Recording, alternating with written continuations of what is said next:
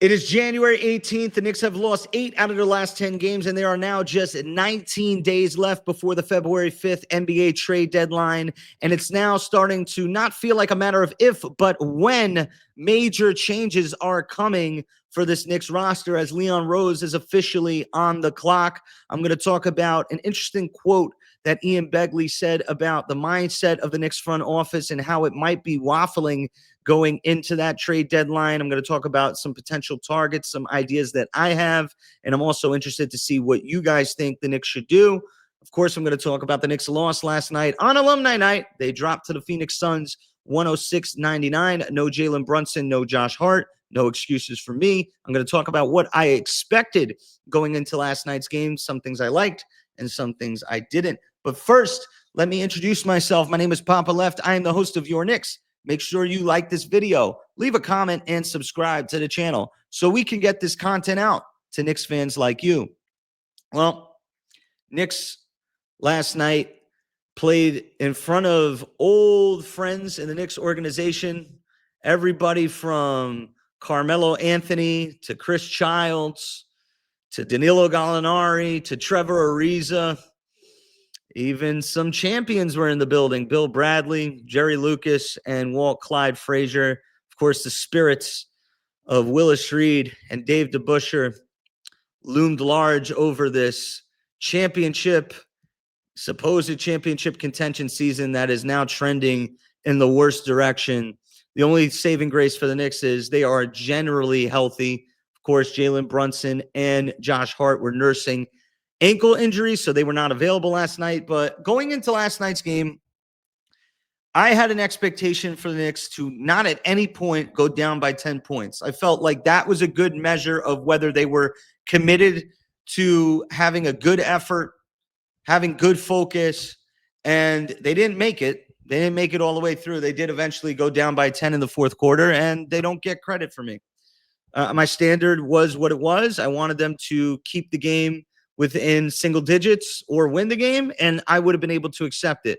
Unfortunately, the Knicks have developed enough habits to not have that standard. They are still not putting together 48 minutes of a good game of basketball. The effort was better last night. The physicality was better. I liked what I saw out of OG Anunoby. I thought that he was, seeing the moment in front of him and what he could do in this game, and I'm happy with his effort. I like what Deuce McBride brought to the team, but unfortunately, the New York Knicks did not, play up to the attrition of a 48-minute basketball game, and they paid the penalty of kind of being a team that decided, oh wow, I'm playing in front of my home crowd. I'm playing in front of some NBA legends, some Hall of Famers, and I want to try hard. And eventually, the Knicks ran out of gas. And they missed, honestly, they're missing the opportunity of the season, which was to pace themselves and to win a bunch of games, play a bunch of players, play your entire bench. And now they're starting to look at the NBA standings, and they're 2 games away from being in the play-in. The Orlando Magic, they're going to get Franz Wagner back. The Sixers are, they're starting to be as healthy as they've been throughout the season. The Raptors are a young team that they're looking to add on at the trade deadline. Of course, other teams in the East are starting to think about adding on. Maybe the Detroit Pistons make a move. So this Knicks team is now no longer the class of the Eastern Conference. They are no longer a team that is, making their mark and saying we are head and shoulders above anybody. Right now, they're in the pack. I mean, if the philosophy of sports is the Bill Parcells adage, you are what your record says you are, the Knicks are 8 games above 500. They're 25-17.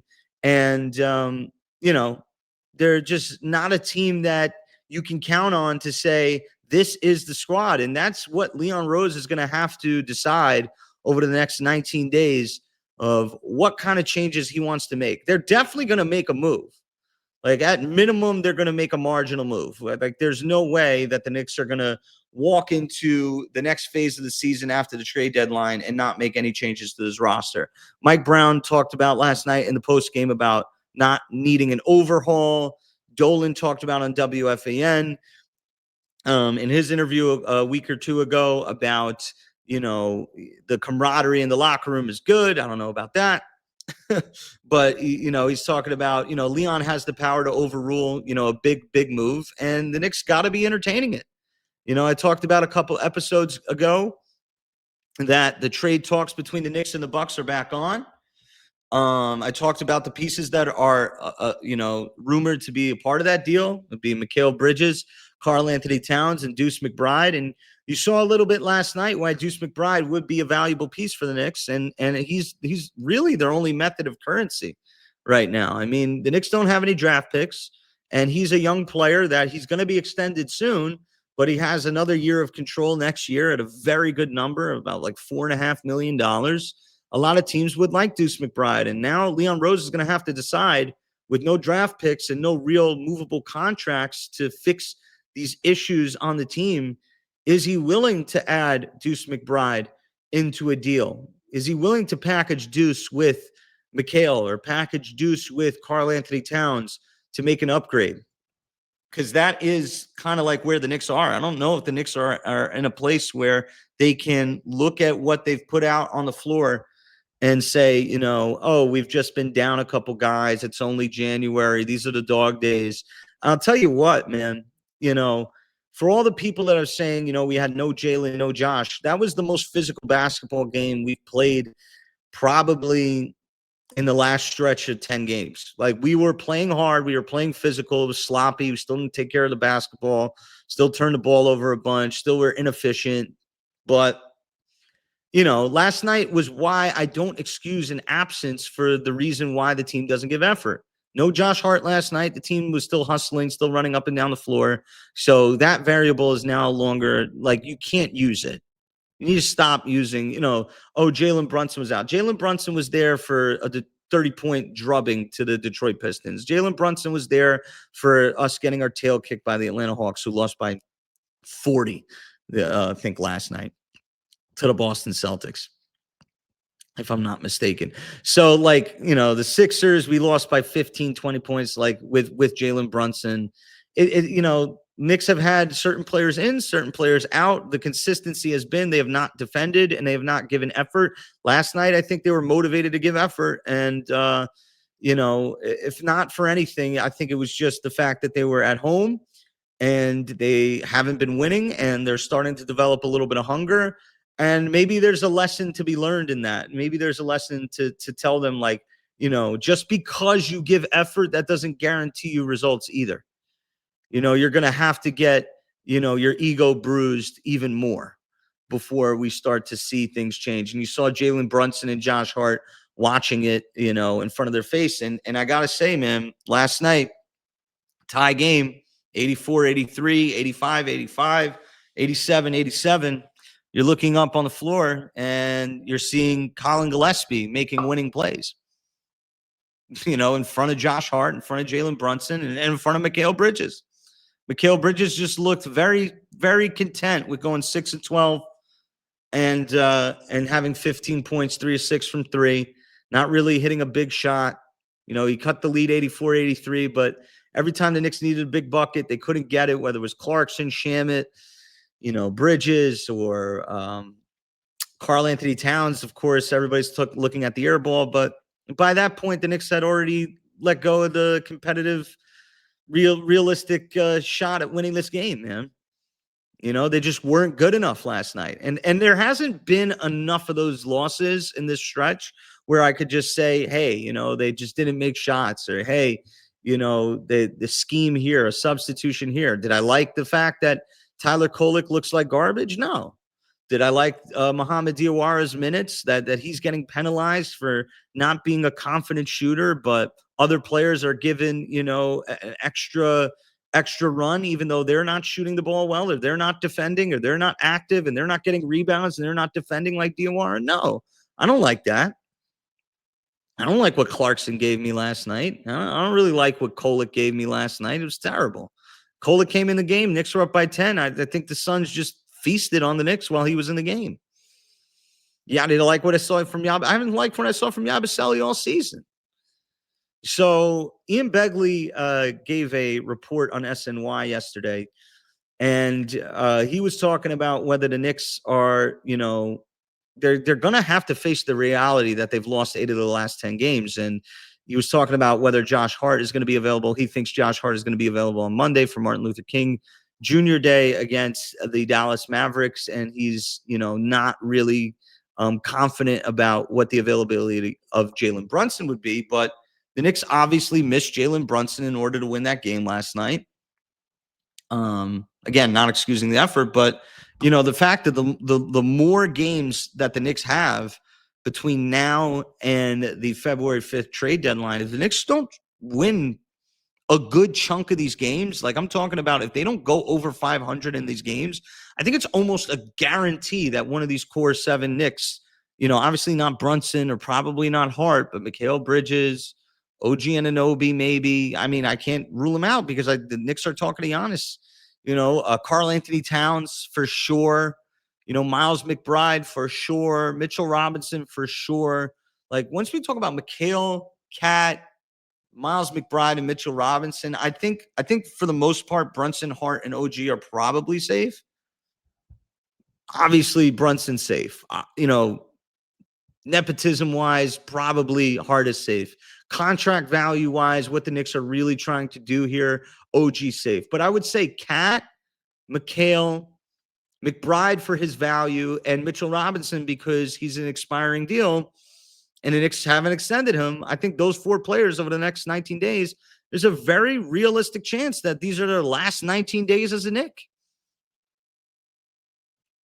So, I've done the look around of the league if the Knicks can't get a deal done for Giannis. Of course, if you're looking to move one of these players, you're really looking at a big deal. So you got to look at big contracts. And most teams with big contracts, they're not looking to move off that guy for Karl Anthony Towns. So I looked at a few options out there besides, the Milwaukee Bucks. And I looked at, I'm sorry to say it, I looked at Zion Williamson. 39 million, 40 million. Maybe they throw in Deuce McBride. Maybe they want to build a little bit around Derek Queen and space the floor with Karl Anthony Towns, Jeremiah Fears, Trey Murphy, maybe trade Trey Murphy and get some picks back and continue to build through the draft. Of course, they've given up their first round pick to the Atlanta Hawks in that trade to get Derek Queen in the draft last year. So, Zion Williamson, would you guys be willing to move off Karl Anthony Towns for him? Do you think the Pelicans would do it? How about Sabonis from Sacramento? He's making, a good amount of money. Maybe Sacramento wants to invest in Karl Anthony Towns and see if they can reclaim his, isolation, heavy volume scoring. Maybe they want to go in a different direction with Sabonis. Maybe they want to space the floor a little bit. You never know. Maybe the Knicks can sweeten the deal. Maybe reunite Sabonis with Mike Brown. And then the other option I had about Karl Anthony Towns was, I don't want to call it a salary dump, but I got to look at some salaries out there. And you're looking at Portland with Jeremy Grant and Drew Holiday. Maybe the Knicks say, let's just get some physical bodies in here that can play defense and just build the offense around Brunson and Mikal and Anunoby. And some scoring and some 3-point shooting and some defense and see if we can win that way. But, I don't know. I really do not think that at this point, I'm going to put my name to it. I'm going to say it. The Knicks are going to move off their core 7 between now and February 5th. It's starting to feel that way. I don't know if they could actually go in to the final 4 months of this operation and say, this is who we want to live and die with. And I'm looking at Karl Anthony Towns, and I'm not putting all the blame on him because there's a lot of issues on this roster, but I think he's the odd man out. I'm starting to think he's the odd man out. But like I said, some really big could happen. Stay tuned to the channel because I really think that the whole league is looking at Giannis and whether he wants to make a decision now, and the ball is really in his court. And teams are not moving off their assets until we get a clear look at what Milwaukee's going to do with him. So there's a lot of things to look at besides these games, but the Knicks will play on Monday matinee against the Dallas Mavericks. We'll be covering that. Of course, this is your Knicks.